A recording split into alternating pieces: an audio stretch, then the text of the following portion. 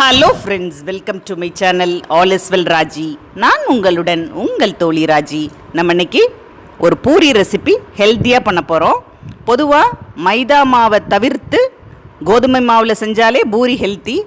இன்னும் அந்த பூரியை நம்ம ஹெல்த்தியாக பண்ணுறதுக்கு ராகி மாவு யூஸ் பண்ணியிருக்கோம். சுவையிலையும் பிரமாதமாக இருக்கும், ஹெல்த்தியாகவும் இருக்கும். ராகியோட பயன்கள் தெளிவாக மால்ட் ராகியோட பயன்கள் பற்றி தெளிவாக பேசியிருக்கேன். அதே மாதிரி ராகியை வச்சு simple way to prepare ragi இட்லின்னு ஒரு வீடியோ பண்ணியிருக்கோம். அடுத்தது ராகியை வச்சு கேக்கே பண்ணியிருக்கோம், மைதா இல்லாமல். அதனால் 3 ரெசிபீஸ் நம்ம ராகியில் பண்ணியாச்சு. இது 4th ரெசிபி. ரொம்ப ஹாப்பியாக இருக்கும் உங்கள்கிட்ட இந்த ரெசிபி ஷேர் பண்ணுறதுல. வீடியோக்குள்ளே போகிறதுக்கு முன்னாடி இது வரைக்கும் என் சேனலை யாரும் சப்ஸ்கிரைப் பண்ணாமல் இருந்தீங்கன்னா சப்ஸ்கிரைப் பண்ணி வச்சுக்கோங்க. அப்போனா தான் நிறைய ஹெல்த்தி ரெசிபீஸ் மட்டும் என்னோடய சேனலில் நிறைய பார்க்கலாம். இப்போது ராகி பூரி செய்கிறதுக்கு இதுதான் மெஷர்மெண்ட் கப்பாக எடுத்திருக்கேன். இதில் எவ்வளோ எடுக்கிறீங்களோ அதே அளவுக்கு ஈக்குவலாக ராகி மாவும் கோதுமை மாவும் ஈக்குவலாக எடுத்துக்கோங்க. ஒரு 2 ஸ்பூன் ரவை, எண்ணெய், இவ்வளோதான் தேவையான பொருட்கள். உப்பு. இப்போ ராகி மாவை போட்டுக்கிறோம்.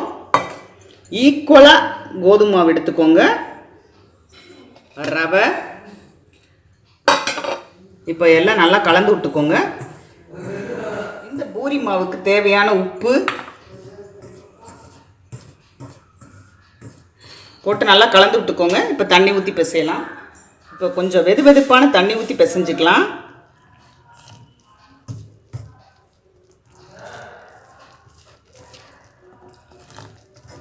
இப்போ ஆயில் ஊற்றி பிசைஞ்சிக்கலாம். கொஞ்சம் டைட்டாகவே பிசைஞ்சிக்கோங்க. இப்போது நம்ம மாவை நல்லா பிசைஞ்சு வச்சிட்டோம். ஒரு அரை மணி நேரம் ஊறட்டும். மூடி வச்சிடலாம். இப்போ அரை மணி நேரம் ஆச்சு. நம்ம இந்த மாவை எடுத்து உருட்டிக்கலாம்.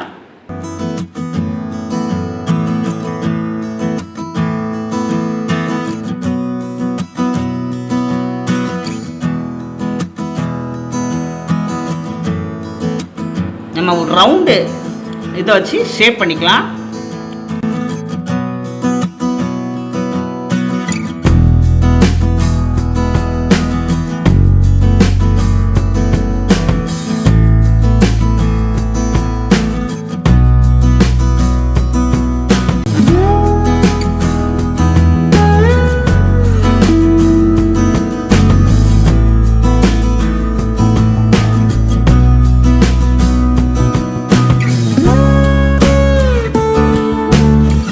வீடியோஸ் பிடிச்சிருந்ததுன்னா லைக் பண்ணுங்கள், ஷேர் பண்ணுங்கள், சப்ஸ்கிரைப் பண்ணுங்கள்.